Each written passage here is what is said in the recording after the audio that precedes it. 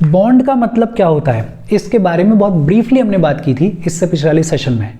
Bond का मतलब क्या होता है, अगर बहुत सिंपल लैंग्वेज बोलें तो बॉन्ड एक ऐसा डेट इंस्ट्रूमेंट है जिसके थ्रू गवर्नमेंट और गवर्नमेंट की एजेंसीज फंड्स को रेज करती हैं। फॉर एग्जाम्पल, गवर्नमेंट को कोई सुपर हाईवे बनाना है और मान लेते हैं इस सुपर हाईवे को बनाने के लिए सरकार को 5,000 करोड़ रुपए की ज़रूरत है। तो सरकार कैपिटल मार्केट से इस 5,000 करोड़ रुपए को रेज करेगी, इस फंड को रेज करेगी, और जिस डेट इंस्ट्रूमेंट के थ्रू सरकार ऐसा कर सकती है उसे कहा जाता है बॉन्ड। ये जो बॉन्ड होता है इसको एक डिफाइंड पीरियड के लिए इशू किया जाता है, और बॉन्ड के ऊपर आपको फिक्स्ड इंटरेस्ट रेट भी मिल सकता है और आपको फ्लोटिंग इंटरेस्ट रेट भी मिल सकता है। फिक्स्ड इंटरेस्ट रेट का मतलब क्या है कि इंटरेस्ट रेट फिक्स्ड है। फॉर एग्जांपल 10% आपको इंटरेस्ट रेट मिलेगा, फॉर एग्जांपल 15% आपको इंटरेस्ट रेट मिलेगा। और फ्लोटिंग इंटरेस्ट रेट का मतलब क्या होता है कि मार्केट की कंडीशंस के अकॉर्डिंग जो इंटरेस्ट रेट है वो फ्लक्चुएट होगा, वो चेंज होगा, वो फ्लोट करेगा। तो बॉन्ड के ऊपर आपको फिक्स्ड इंटरेस्ट रेट भी मिल सकता है, आपको फ्लोटिंग इंटरेस्ट रेट भी मिल सकता है, डिपेंडिंग अपॉन कि जब बॉन्ड को इश्यू किया गया था तब कंडीशंस क्या थी। बहुत सिंपल, बॉन्ड एक ऐसा डेट इंस्ट्रूमेंट है जिसके थ्रू सरकार और सरकार की जो एजेंसीज हैं वो फंड्स को रेज करती हैं। अच्छा, इससे पिछले सेशन में हमने बात की थी डिवेंचर्स के बारे में, और डिवेंचर्स और बॉन्ड्स के बीच में कोई भी डिफरेंस नहीं है, ना के बराबर डिफरेंस है। बॉन्ड्स और डिवेंचर्स ऑलमोस्ट सारी चीज़ों में सिमिलर हैं, सिर्फ एक चीज़ में फ़र्क है, और वो फ़र्क कहाँ पर है कि बॉन्ड्स को जनरली इशू किया जाता है गवर्नमेंट या फिर गवर्नमेंट की बॉडीज़ के द्वारा, और डिवेंचर्स को इशू किया जाता है किसी कंपनी के द्वारा। अगर किसी कंपनी को अपने लिए फंड रेज करना है तो वो इशू करती है डिवेंचर, और सरकार की बॉडीज को जब फंड रेज करना होता है तो वो इशू करती हैं बॉन्ड्स को। बॉन्ड्स क्या होते हैं, उसका मतलब क्या होता है, ये होपफुली आपको समझ में आया होगा। फिर इसके बाद बात आती है बॉन्ड यील्ड के बारे में। बॉन्ड यील्ड का मतलब क्या होता है, बहुत सिंपल, आपके पास में कोई बॉन्ड है, आपने कोई बॉन्ड खरीदा, उस बॉन्ड के ऊपर आपको इफेक्टिव रिटर्न कितना मिलने वाला है उसे कहा जाता है बॉन्ड यील्ड। अगर इसको और सिंपल लैंग्वेज में बोलें समझने के लिए तो हम ये भी कह सकते हैं कि आपको बॉन्ड के ऊपर कितना प्रॉफिट मिलने वाला है उसे कहा जाता है बॉन्ड यील्ड। देखो, जब भी बॉन्ड की बात होती है तो बॉन्ड में एक होती है फेस वैल्यू और दूसरा होता है कूपन पेमेंट। कूपन पेमेंट का मतलब होता है interest paid on the face value. थोड़ा सा ध्यान देना, हम बात कर रहे हैं interest paid on the face value के बारे में। कूपन पेमेंट का मतलब interest paid on the face value, interest rate के बारे में बात नहीं कर रहे हैं। एक्चुअल में इंटरेस्ट के तौर पे कितना पैसा दिया गया उसे कहा जाता है कूपन पेमेंट। फॉर एग्जाम्पल, मान लेते हैं कोई बॉन्ड है जिसकी फेस वैल्यू है 100 रुपए। फेस वैल्यू कितनी है, 100 रुपए, और जब इस बॉन्ड को इशू किया गया तो बोला गया कि आपको 20% का इंटरेस्ट रेट दिया जाएगा। ये इंटरेस्ट रेट है।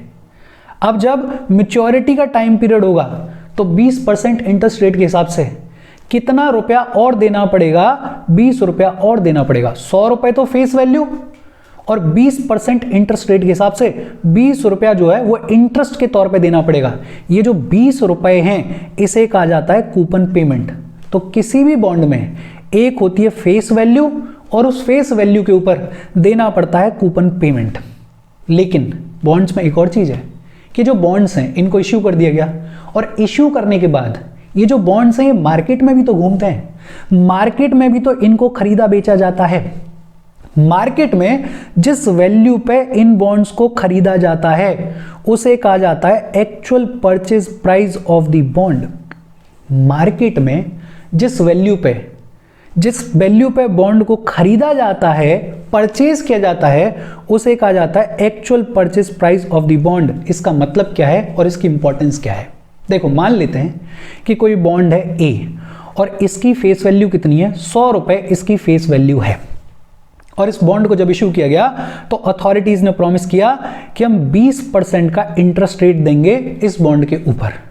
मतलब जब मैच्योरिटी टाइम पीरियड पूरा होगा और आप इस बॉन्ड को वापस करने के लिए जाओगे तो आपको 120 रुपए मिलेंगे, 20 रुपए का आपको फायदा होगा। अब सपोज करते हैं कि ये जो बॉन्ड है इसको मैंने खरीद लिया और इसकी मैच्योरिटी है मान लेते हैं 5 साल। लेकिन 5 साल के दौरान कोई पॉइंट ऐसा आ गया कि मुझे पैसे की ज़रूरत पड़ी, तो मैं क्या करता हूं कि मैं इस बॉन्ड को किसी बी इंसान को बेच देता हूं, या ये जो बी इंसान है वो भी इस बॉन्ड को बेच देता है किसी सी इंसान को। इस बॉन्ड को जिस प्राइस पे बी इंसान ने मेरे से खरीदा या सी इंसान ने बी इंसान से खरीदा, उस प्राइस को कहा जाता है actual purchase price of the bond. और अब आपके दिमाग में एक सवाल आना चाहिए कि भाई बॉन्ड की फेस वैल्यू है 100 रुपए, तो इस बी इंसान ने 100 रुपए में ही खरीदा होगा, या ये जो सी इंसान है वो भी 100 रुपए में ही खरीदेगा। बट ऐसा होता नहीं है। एक्चुअल में जो फेस वैल्यू होती है उस पर जरूरी नहीं है कि ये बी इंसान खरीदे या सी इंसान खरीदे। ये जो बॉन्ड है जब मार्केट में सर्कुलेट होता है, जब मार्केट में खरीदा बेचा जाता है, तो जो एक्चुअल प्राइस होती है वो कभी फेस वैल्यू से ज्यादा भी हो सकती है, वो कभी फेस वैल्यू से कम भी हो सकती है।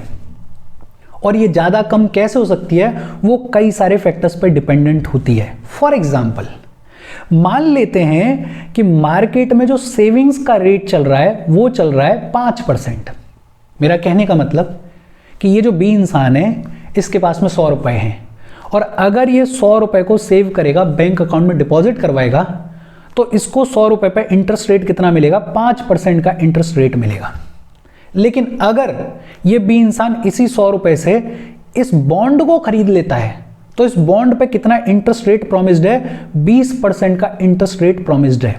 अब सोच के देखो, कोई भी इंसान क्या प्रेफर करेगा, पैसे को सेविंग्स के तौर पे डालेगा या उस पैसे से इस बॉन्ड को खरीदेगा? बट ऑब्वियस सी बात है, बॉन्ड पे 20% का इंटरेस्ट रेट है और सेविंग्स पे सिर्फ 5% का इंटरेस्ट रेट है, तो कोई भी इंसान क्या प्रेफर करेगा, प्रेफर करेगा इस बॉन्ड को खरीदना। और जब ज्यादा लोग बॉन्ड को खरीदना प्रेफर करेंगे तो इसका सीधा सा मतलब क्या है कि बॉन्ड की डिमांड बढ़ रही है, और अगर बॉन्ड की डिमांड बढ़ेगी तो बॉन्ड की प्राइस बढ़ेगी या नहीं बढ़ेगी? बट ऑब्वियस सी बात है कि प्राइस बढ़ेगी। प्राइस बढ़ेगी इसका मतलब क्या है कि इस बॉन्ड की फेस वैल्यू 100 होने के बावजूद मैं इसको बेचूंगा, मान लेते हैं 102 रुपए में या 105 रुपए में, बिकॉज सेविंग्स के तौर पे अगर ये बी इंसान पैसे को डिपॉजिट करवाता है तो सिर्फ 5% का इंटरेस्ट रेट मिल रहा है, बट इस बॉन्ड को अगर खरीदता है तो इंटरेस्ट रेट कितना मिल रहा है, 20% का मिल रहा है।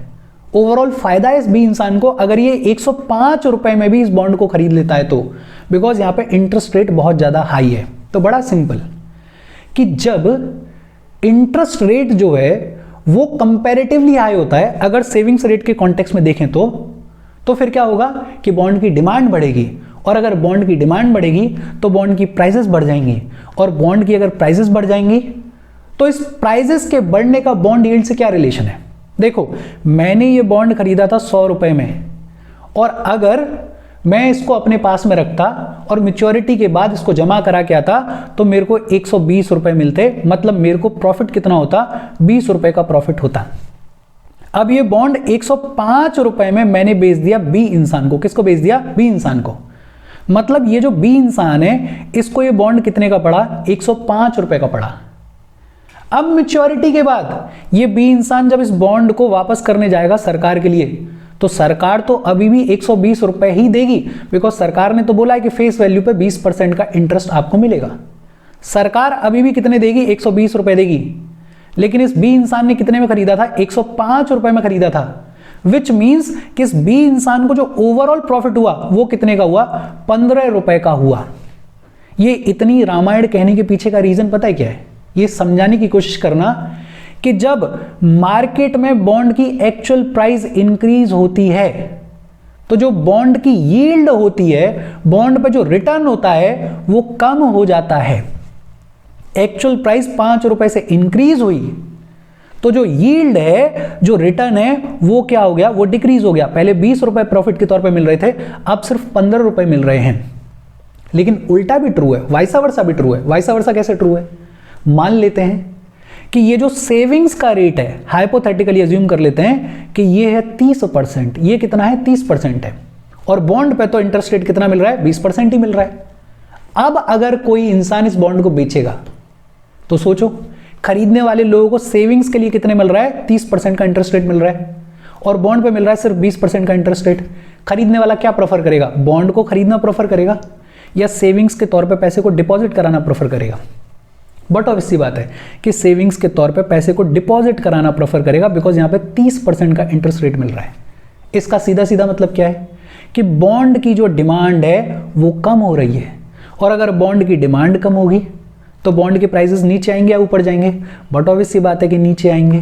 मतलब ये जो बॉन्ड है वो अपनी फेस वैल्यू से सस्ते दर पर बिकेगा। और मान लेते हैं कि ये बिका सिर्फ 95 रुपीज़ का। कितने का बिका? 95 रुपीज़ का बिका। अब इस बी इंसान ने दूसरे वाले सिचुएशन में इस बॉन्ड को मेरे से 95 रुपीज़ में खरीदा। जब मैच्योरिटी टाइम पीरियड पूरा होगा तो ये बी इंसान इस बॉन्ड को लेके जाएगा सरकार के पास में, और सरकार ने तो बोला हुआ है कि फेस वैल्यू पे 20% का इंटरेस्ट रेट हम देंगे। मतलब सरकार तो अभी भी इसको 120 रुपए देगी, बट इसने कितने में खरीदा था? 95 में खरीदा समय से। मतलब इसको प्रॉफिट कितने का होगा? 25 रुपए का हो गया। आइडियल सिनेरियो, जो नॉर्मल सिनेरियो था, वहां प्रॉफिट 20 का होना चाहिए था, लेकिन क्योंकि मार्केट में बॉन्ड की प्राइसेस गिर गई तो उसकी वजह से जो बॉन्ड यील्ड है वो इंक्रीज हो गई। तो आप इसको लिख सकते हो कि जब मार्केट में बॉन्ड के प्राइसेस इंक्रीज होते हैं या जब actual purchase price of the bond ज्यादा होती है तो जो बॉन्ड यील्ड होती है वो डिक्रीज हो जाती है, और जब मार्केट में actual purchase price of the bond decrease होती है तो बॉन्ड यील्ड जो है वो इंक्रीज हो जाती है। कैसे होती है वो हमने एग्जांपल में देख लिया। देखो ये हल्का सा कॉन्सेप्ट है, आपको ये समझ में आना चाहिए। ये कोई बड़ी रॉकेट साइंस वाली चीज नहीं है, सिंपल मैथ्स है। अगर आपको ये समझ में आ रहा है तो आपको ये रिलेशन समझ में आना चाहिए कि actual price of the bond in the market किस तरीके से बॉन्ड यील्ड को इफेक्ट करती है। और अगर आपको ये समझ में आ गया है तो बाकी सारी चीजें तो इसमें इजी हैं। तो ये जो बॉन्ड यील्ड होती है, ये जो एक्चुअल प्राइस होती है बॉन्ड की मार्केट में, उसको कई सारे फैक्टर्स अफेक्ट करते हैं। जैसे interest rate on savings, savings के ऊपर जो इंटरेस्ट रेट है वो अफेक्ट करता है। कैसे करता है? ये पूरा एग्जांपल उसी का था। इन्फ्लेशन, महंगाई और इन्फ्लेशन का रिलेशन क्या है? हमने ये पढ़ा हुआ है कि जब इकोनॉमी में इन्फ्लेशन आता है तो जो परचेजिंग पावर है वो रिड्यूस हो जाती है, और अगर परचेजिंग पावर रिड्यूस हो रही है तो बट ऑब्वियसली बात है कि जो बॉन्ड यील्ड है और जो एक्चुअल प्राइसेस हैं मार्केट में बॉन्ड के वो भी अफेक्ट होंगे। Open market operations of the RBI and fiscal policy of the government, इसको भी अगर सिंपल तौर पे समझें तो आरबीआई जो ओपन मार्केट ऑपरेशंस करता है, गवर्नमेंट सिक्योरिटीज को खरीदता बेचता है, और गवर्नमेंट की जो फिस्कल पॉलिसी है, इन दोनों का मनी सप्लाई के ऊपर इंप्लीकेशन होता है।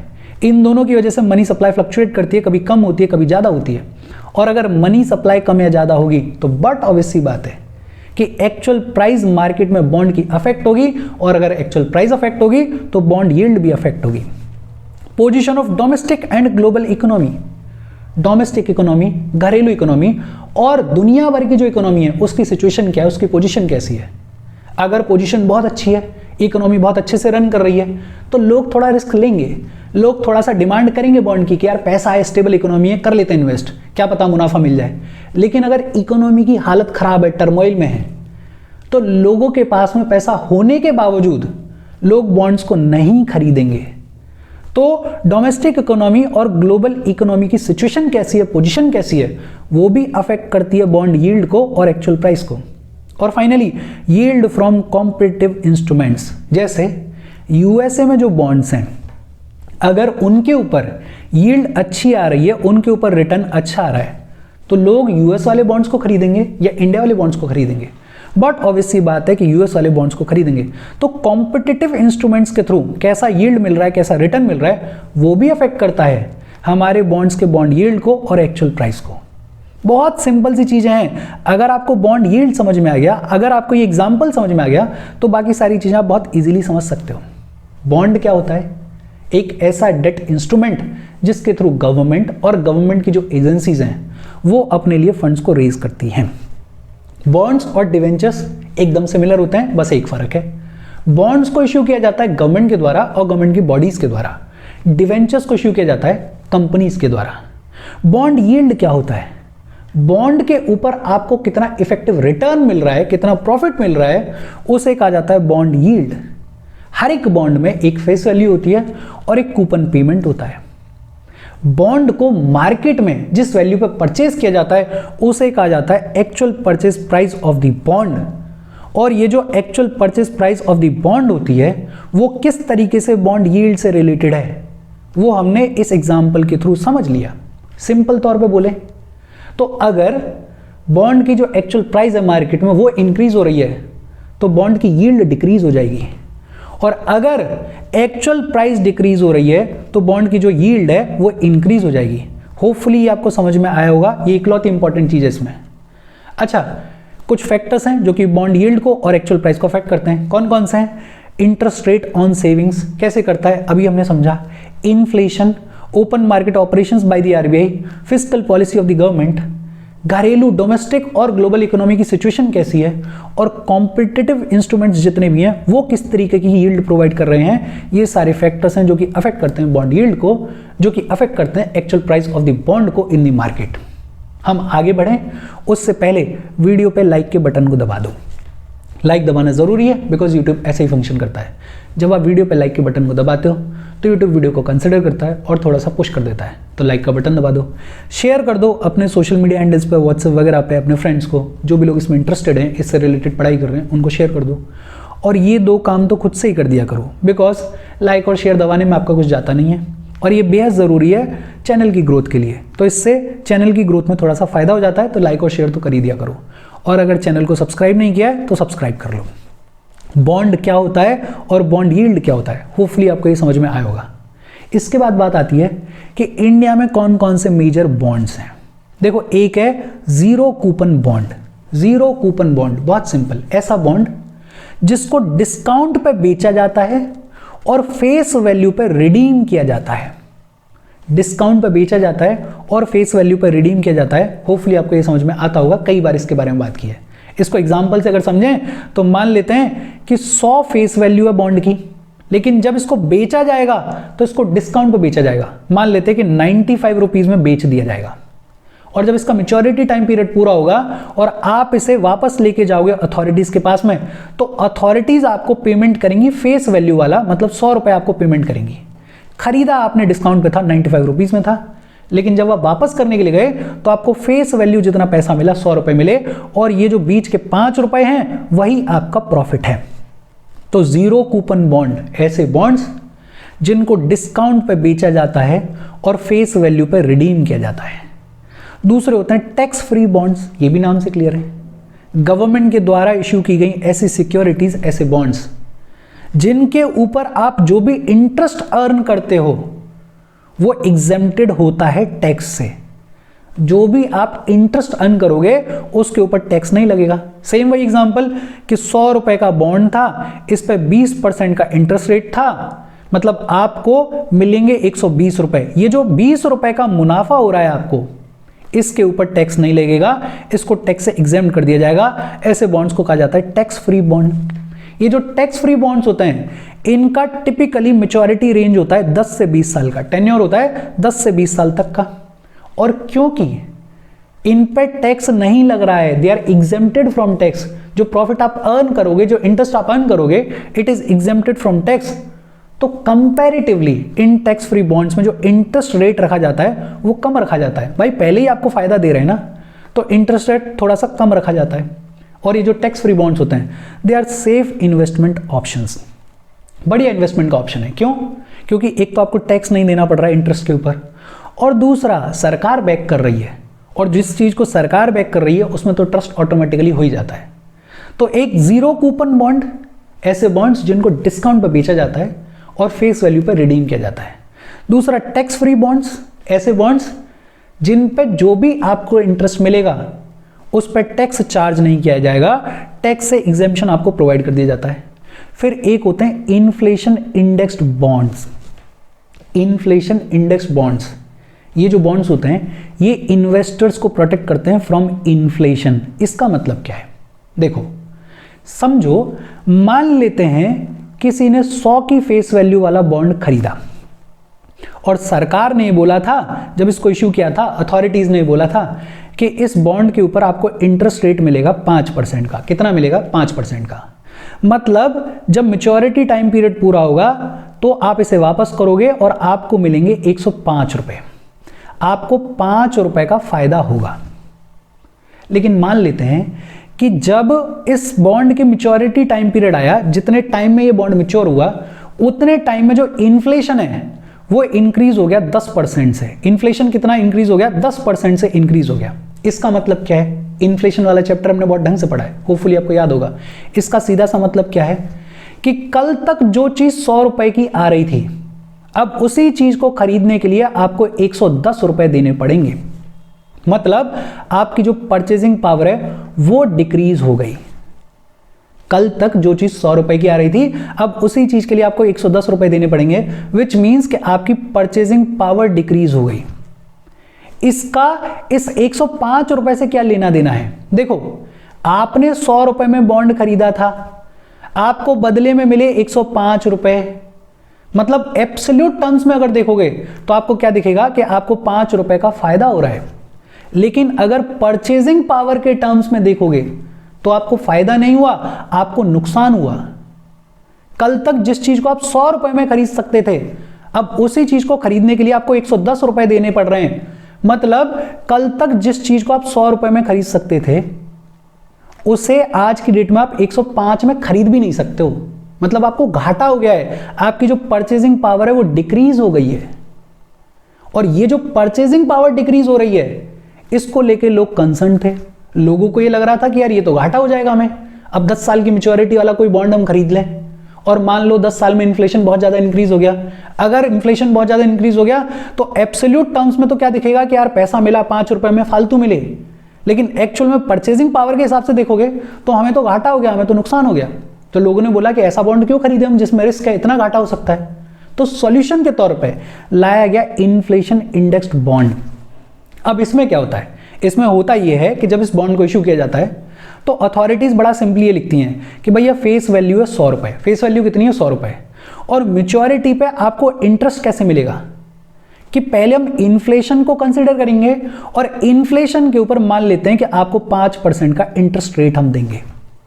अब यहां पे सिक्योरिटी है, अब यहां पे खरीदने वाले को कोई दिक्कत नहीं है, बिकॉज खरीदने वाले को साफ साफ बोल दिया गया कि फेस वैल्यू तो 100 है ही, फेस वैल्यू के ऊपर हम ये भी देखेंगे कि इन्फ्लेशन कितना हुआ और फिर उसको लेने के बाद, उसको कंसीडर करने के बाद उसके ऊपर हम आपको 5% का इंटरेस्ट रेट देंगे। मतलब जो भी खरीदने वाला है उसको इन्फ्लेशन की वजह से कोई भी नुकसान नहीं होगा, बिकॉज इन्फ्लेशन को यहीं की यहीं कंसीडर कर लिया जाएगा और इन्फ्लेशन को कंसीडर करने के बाद 5% का इंटरेस्ट रेट दिया जाएगा। तो इन्फ्लेशन इंडेक्स्ड बॉन्ड्स जो होते हैं वो इन्वेस्टर को इन्फ्लेशन के अगेंस्ट में प्रोटेक्ट करते हैं और एक कांस्टेंट रिटर्न प्रोवाइड करते हैं।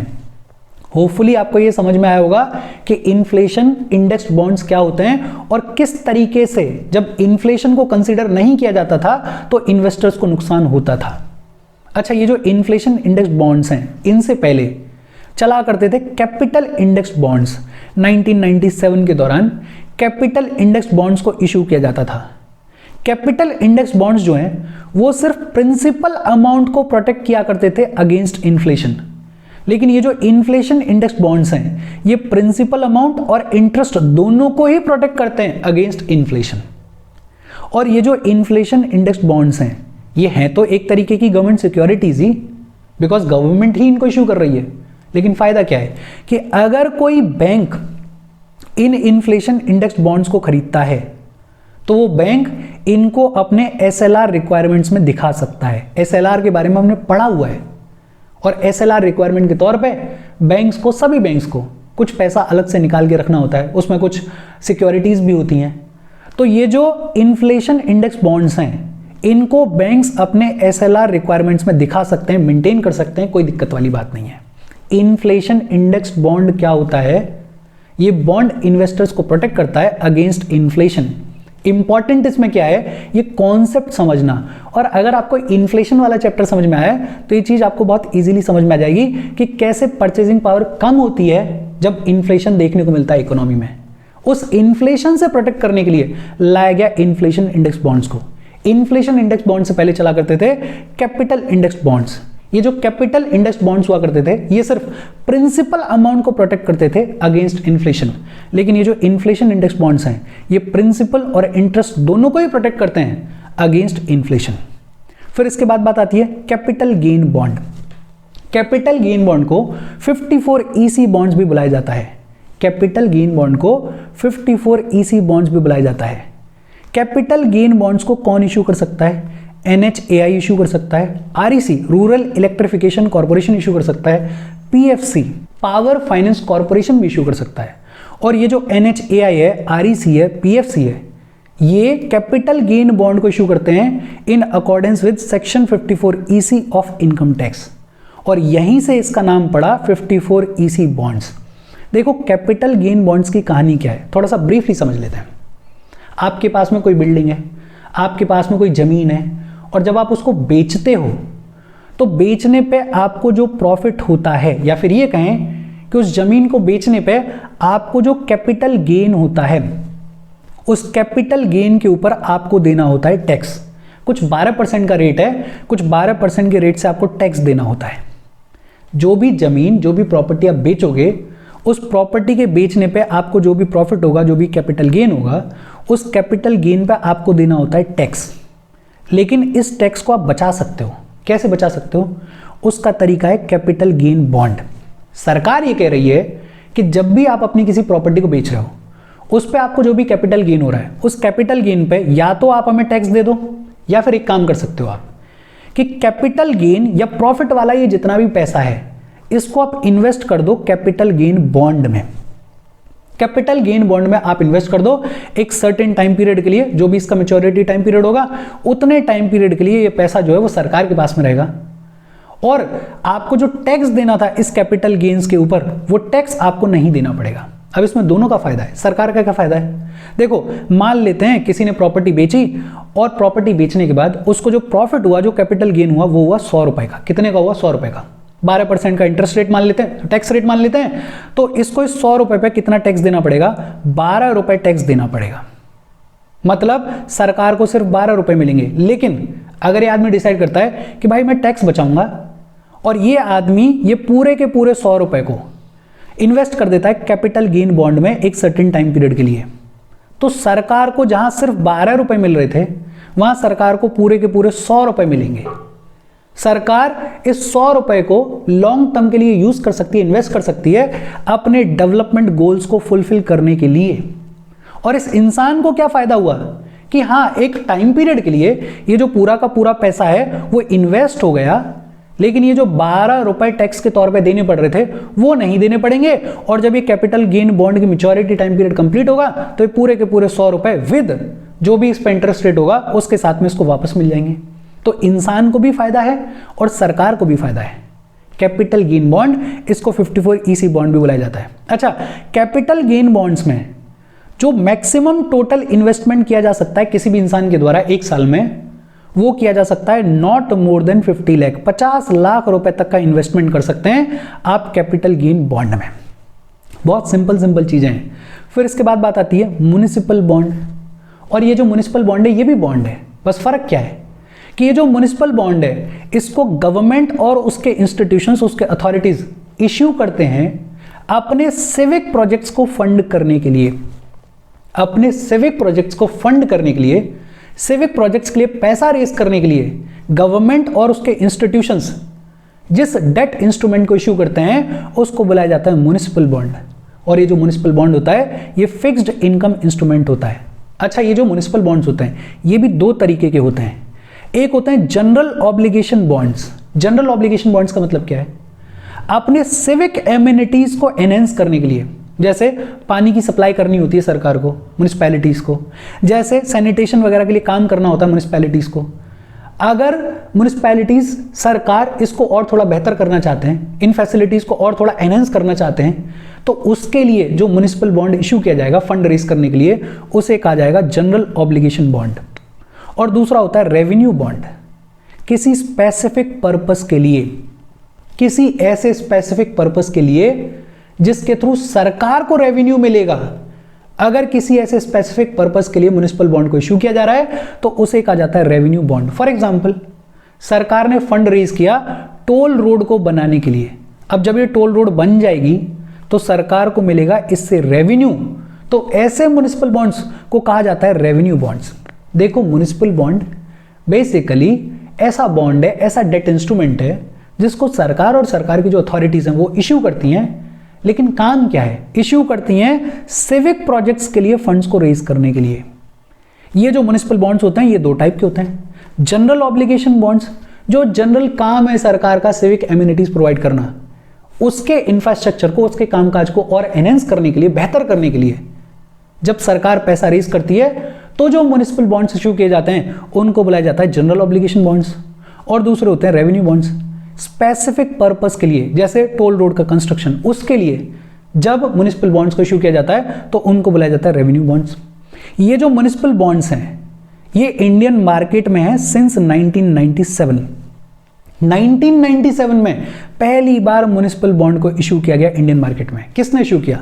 बेंगलोर म्युनिसिपल कॉर्पोरेशन ने। बेंगलोर म्युनिसिपल कॉर्पोरेशन पहली अर्बन लोकल बॉडी है जिसने म्युनिसिपल बॉन्ड को इश्यू किया। और फिर अगले ही साल 1998 में अहमदाबाद म्युनिसिपल कॉर्पोरेशन पहली ऐसी अर्बन लोकल बॉडी बनी जिसने म्युनिसिपल बॉन्ड को पब्लिक ऑफरिंग के लिए रखा, पब्लिक के लिए ओपन किया कि पब्लिक खरीद सकती है, कोई दिक्कत वाली बात नहीं है। मतलब स्टॉक एक्सचेंज पे एक तरीके से ट्रेड करना, वो किया 1998 में अहमदाबाद म्युनिसिपल कॉर्पोरेशन ने। म्युनिसिपल बॉन्ड्स कब से हमारे मार्केट में? 1997 से। बेंगलोर म्युनिसिपल कॉर्पोरेशन पहली ऐसी अर्बन लोकल बॉडी है जिसने सबसे पहली बार म्युनिसिपल बॉन्ड को इश्यू किया।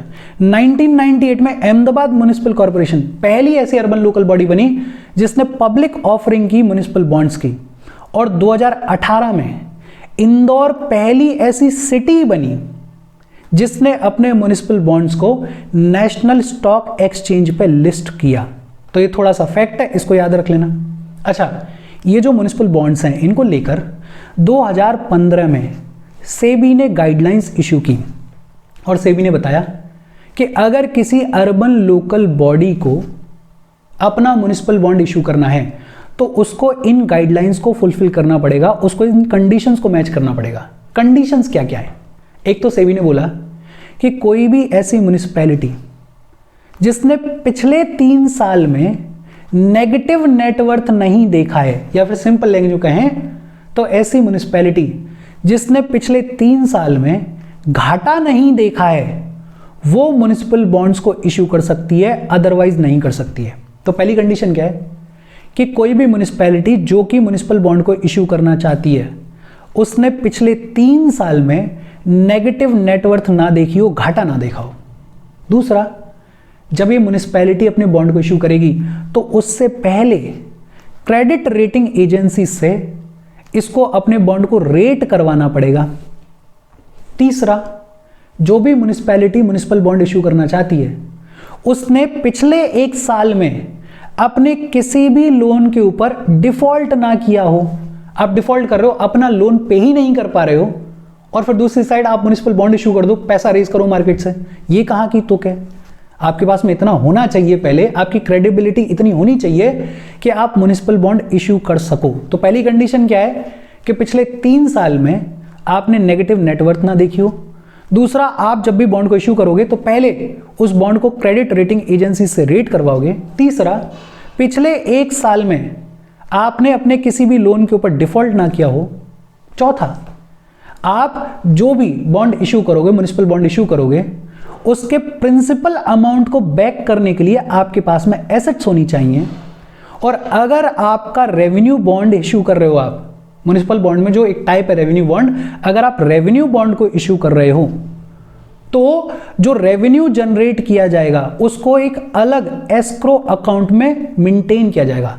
एस्क्रो अकाउंट क्या होता है? ऐसा अकाउंट जिसमें पैसे को डाला जाता है और तब तक नहीं निकाला जा सकता है जब तक कि वो अकाउंट, वो पैसा सर्टेन कंडीशंस को फुलफिल नहीं करता है। चेक किया जाएगा, अगर सर्टेन कंडीशंस जो भी लगाई गई हैं उनको फुलफिल किया जा रहा है तभी उस अकाउंट से पैसे को निकाल के यूज किया जा सकता है। तो 2015 में सेबी गाइडलाइंस के अकॉर्डिंग सेबी ने क्या कहा कि अर्बन लोकल बॉडीज को अगर म्युनिसिपल बॉन्ड्स इश्यू करने हैं तो उनको इन कंडीशंस को फुलफिल करना होगा। कंडीशंस क्या हैं? पहला तो म्युनिसिपैलिटी ने पिछले 3 साल में नेगेटिव नेटवर्थ ना देखा हो। दूसरा, बॉन्ड को इश्यू करने से पहले क्रेडिट रेटिंग एजेंसी से रेट करवाओ। तीसरा, पिछले 1 साल में आपने अपने किसी भी लोन पर डिफॉल्ट ना किया हो। चौथा, जो भी प्रिंसिपल अमाउंट है उसको बैक करने के लिए आपके पास में एसेट्स हों। और पांचवा, अगर रेवेन्यू बॉन्ड है तो जो भी रेवेन्यू जनरेट होगा उसको एक अलग एस्क्रो अकाउंट में रखा जाएगा। अच्छा, इंडिया में म्युनिसिपल बॉन्ड्स का प्रेजेंट स्टेटस क्या है? इंडिया में जो म्युनिसिपल बॉन्ड्स की मार्केट है वो बेहद अंडर डेवलप्ड है। हमारी जो अर्बन लोकल बॉडीज हैं उनकी सिर्फ 1% फाइनेंशियल नीड्स जो हैं वो मीट की जाती है म्युनिसिपल बॉन्ड्स के थ्रू। यूएस में ये जो नंबर है वो 10% है। तो हमारे यहाँ पे ये जो म्युनिसिपल बॉन्ड्स का मार्केट है वो बेहद ही अंडर डेवलप्ड है। और अंडर डेवलप्ड क्यों है? बिकॉज जो म्युनिसिपल बॉन्ड्स हैं हमारे यहाँ के वो बहुत पुअर रेटेड हैं, मतलब क्रेडिबिलिटी उतनी नहीं है इनकी, रेटिंग उतनी हाई नहीं है इनकी, और पुअर रेटेड है, इसीलिए ये जो मार्केट है वो अंडर डेवलप्ड है। हालांकि 2019 में आरबीआई ने फॉरेन पोर्टफोलियो इन्वेस्टमेंट्स को अलाउ कर दिया in municipal bonds with certain limitations. कुछ लिमिटेशंस के साथ में 2019 में आरबीआई ने फॉरेन पोर्टफोलियो इन्वेस्टमेंट्स को अलाउ कर दिया इन दी म्युनिसिपल बॉन्ड्स। और आज की डेट में ये जो म्युनिसिपल बॉन्ड्स हैं वो पब्लिक के लिए भी अवेलेबल हैं। फाइनेंशियल इंस्टीट्यूशंस के लिए तो हमेशा से थे, लेकिन अब पब्लिक के लिए भी अवेलेबल हैं। देखो बहुत सिंपल, एक बार फिर से देख लेते हैं। इन्फ्लेशन इंडेक्स बॉन्ड्स क्या होते हैं? ऐसे बॉन्ड्स जो कि इन्वेस्टर्स को इन्फ्लेशन के अगेंस्ट में प्रोटेक्ट करते हैं। कैसे प्रोटेक्ट करते हैं वो हमने एग्जाम्पल के थ्रू देख लिया था। कैपिटल गेन बॉन्ड, इनको 54 EC बॉन्ड्स भी बुलाया जाता है। कौन इनको इश्यू कर सकता है? NHAI कर सकता है, REC कर सकता है, PFC कर सकता है। और ये कैपिटल गेन बॉन्ड को लाने के पीछे का पर्पस क्या था वो भी हमने देख लिया। म्युनिसिपल बॉन्ड्स क्या होते हैं? ऐसे डेट इंस्ट्रूमेंट्स जिनको सरकार की अथॉरिटीज इश्यू करती हैं अपने सिविक प्रोजेक्ट्स को फंड करने के लिए। दो टाइप के होते हैं, एक होते हैं जनरल ऑब्लिगेशन बॉन्ड्स और दूसरे होते हैं रेवेन्यू बॉन्ड्स। पहला municipal bond Bangalore municipal corporation ने इशू किया 1997 में। 1998 में अहमदाबाद म्युनिसिपल कॉर्पोरेशन ने पहली बार अपने म्युनिसिपल बॉन्ड को पब्लिक ऑफरिंग के लिए रखा। और 2018 में इंदौर पहली ऐसी सिटी बनी जिसने अपने म्युनिसिपल बॉन्ड्स को नेशनल स्टॉक एक्सचेंज पर लिस्ट किया। 2015 में सेबी की गाइडलाइंस आई जिनमें बताया गया कि अर्बन लोकल बॉडीज को किन कंडीशंस को फुलफिल करना पड़ेगा म्युनिसिपल बॉन्ड्स को इशू करने के लिए। वो कंडीशंस क्या है वो भी हमने देख ली। प्रेजेंट स्टेटस क्या है? म्युनिसिपल बॉन्ड्स का जो मार्केट है हमारी कंट्री में वो बेहद अंडर डेवलप्ड है। क्यों अंडर डेवलप्ड है? बिकॉज जो बॉन्ड्स हैं वो बेहद पुअर रेटेड है। 2019 में हालांकि आरबीआई ने फॉरेन पोर्टफोलियो इन्वेस्टमेंट्स को अलाउ कर दिया है इन म्युनिसिपल बॉन्ड्स, और आज की डेट में ये जो म्युनिसिपल बॉन्ड्स हैं वो पब्लिक के लिए भी अवेलेबल है। फिर इसके बाद बात आती है मसाला बॉन्ड। मसाला बॉन्ड क्या होता है? मसाला बॉन्ड रुपी डिनोमिनेटेड बॉन्ड होता है। रुपी के डिनोमिनेशन में इश्यू किया गया बॉन्ड होता है मसाला बॉन्ड। और इसको इश्यू कौन कर सकता है? गवर्नमेंट बॉडीज इश्यू कर सकती हैं, एनबीएफसीज इश्यू कर सकती हैं, और एलिजिबल कॉरपोरेट्स इश्यू कर सकते हैं। गवर्नमेंट बॉडीज, एनबीएफसीज और ऐसे कॉरपोरेट्स जो कि एलिजिबल हैं वो इश्यू कर सकते हैं मसाला बॉन्ड को। मसाला बॉन्ड जो है वो रुपी डिनोमिनेटेड बॉन्ड है और इसको यूज किया जाता है ओवरसीज मार्केट से, फॉरेन मार्केट से पैसे को रेज करने के लिए। देखो इसका थोड़ा सा कॉन्टेक्स्ट समझते हैं, मसाला बॉन्ड की जरूरत क्यों पड़ी। देखो मान लेते हैं कोई इंडियन एंटिटी है और इसको यूएस के मार्केट से पैसा उठाना है।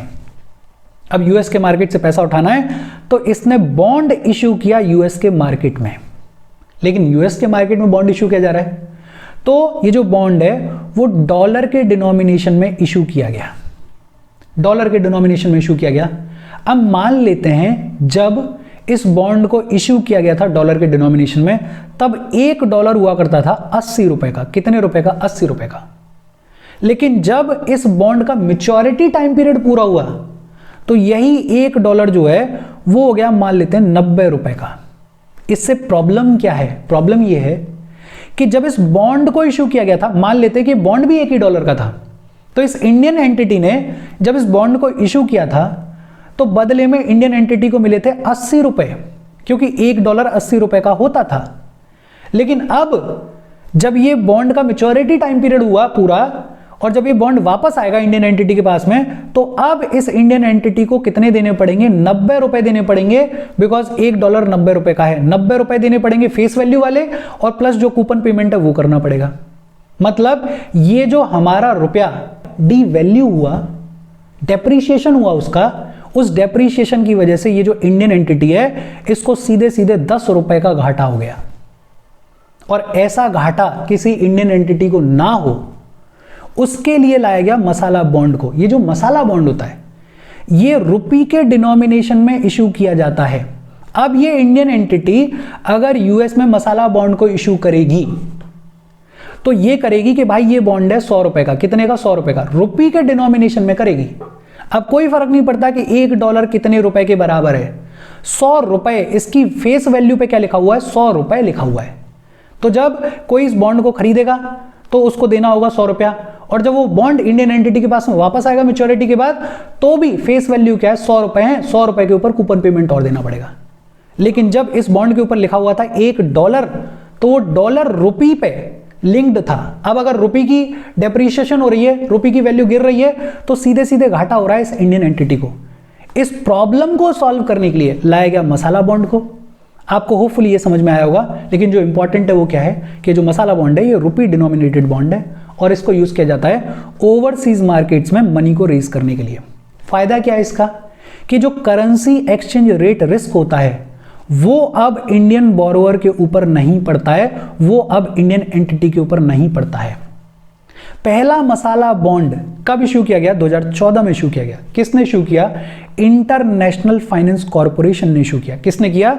इंटरनेशनल फाइनेंस कॉर्पोरेशन ने इशू किया। और इस 2014 के पहले मसाला बॉन्ड के थ्रू 1000 करोड़ रुपए रेज किए गए इंडिया में इंफ्रास्ट्रक्चर प्रोजेक्ट्स के लिए। 2-3 चीजें, मसाला बॉन्ड रुपी डिनोमिनेटेड बॉन्ड होता है, इसको यूज किया जाता है ओवरसीज मार्केट से पैसे को रेज करने के लिए।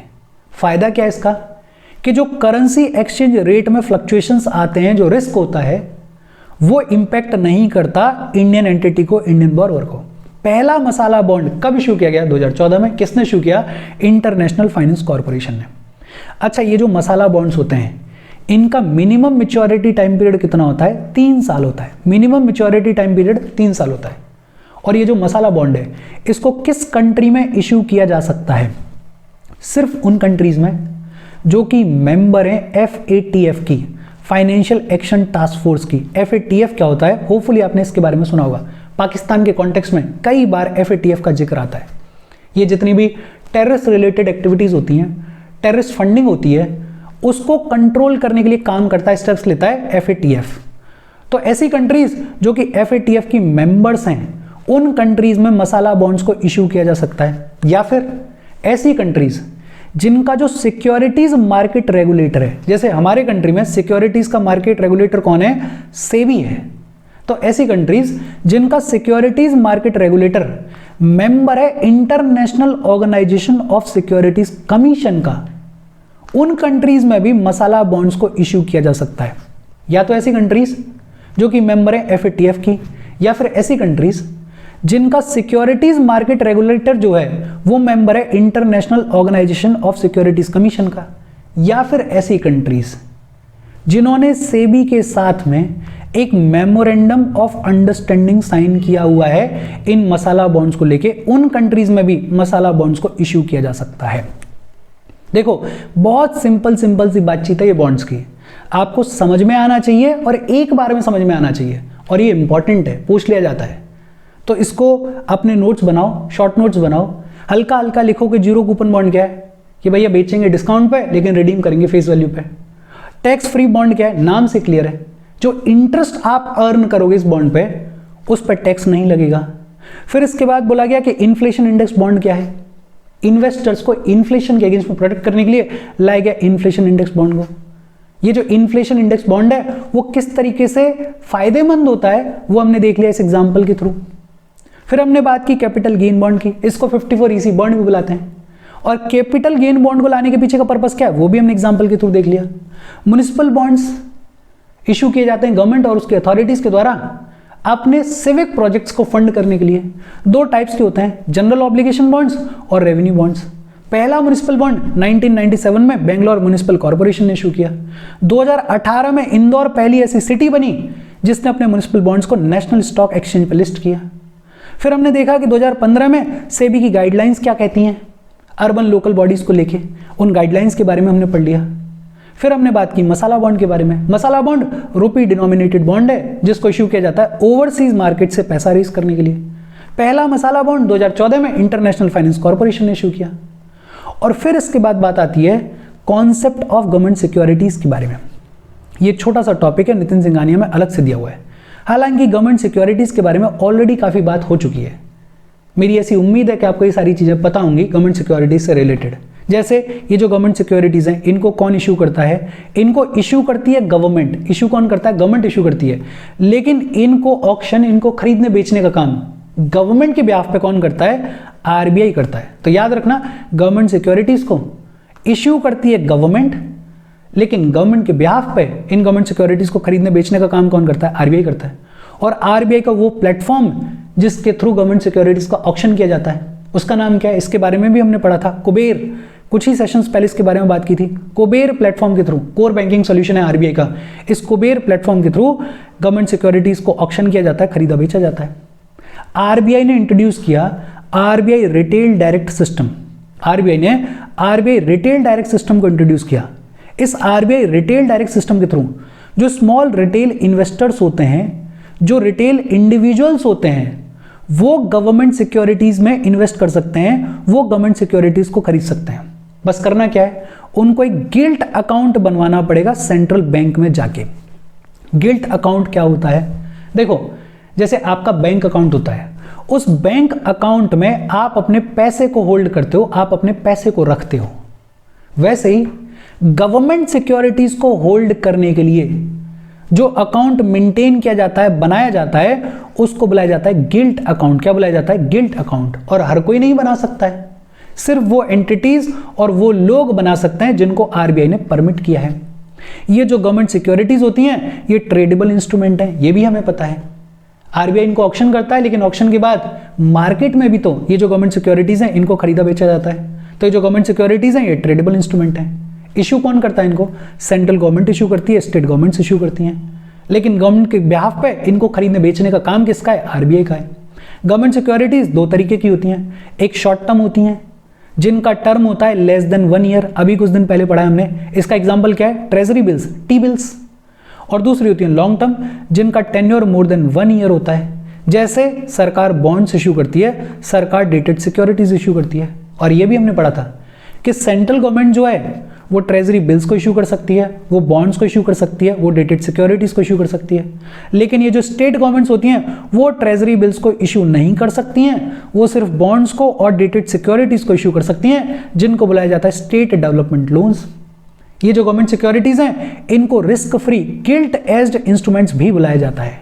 रिस्क फ्री क्यों बुलाया जाता है? बिकॉज सरकार के द्वारा इशू की गई सिक्योरिटीज हैं, और सरकार से ज्यादा सिक्योर कौन है? कोई नहीं। तो रिस्क फ्री है, सरकार तो आपका पैसा लौटाएगी। तो risk free guilt aged instruments भी इनको बुलाया जाता है। ये जो गवर्नमेंट सिक्योरिटीज का कॉन्सेप्ट है, ये तो मैं ऐसी उम्मीद कर रहा हूं कि आपको ऑलरेडी पता होगा। और इसके साथ आज की हमारी बातचीत खत्म हो गई। इजी सेशन है, आपको शॉर्ट नोट्स अच्छे से बनाने होंगे, छोटे छोटे में लिखो इनको, चीज़ों को समझो। कुछ इसमें फैक्ट्स हैं, 1-2 कॉन्सेप्ट्स भी हैं, तो इनको थोड़ा ढंग से देखना। कोई डाउट हो तो कमेंट करके पूछ लेना। Thank you very much.